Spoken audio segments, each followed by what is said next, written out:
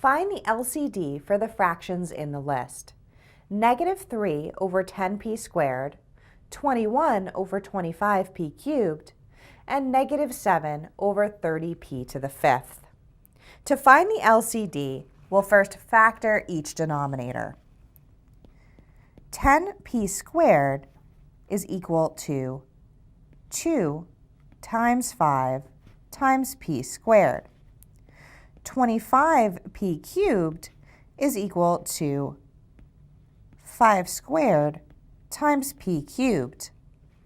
And 30p to the fifth is equal to 2 times 3 times 5 times p to the fifth.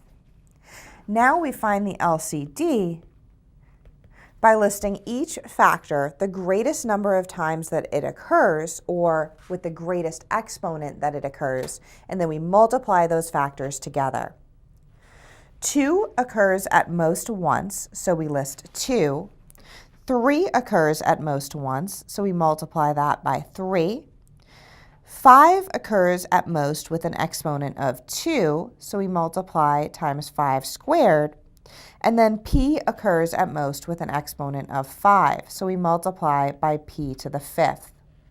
Simplifying, we find that our LCD is equal to 150 p to the fifth.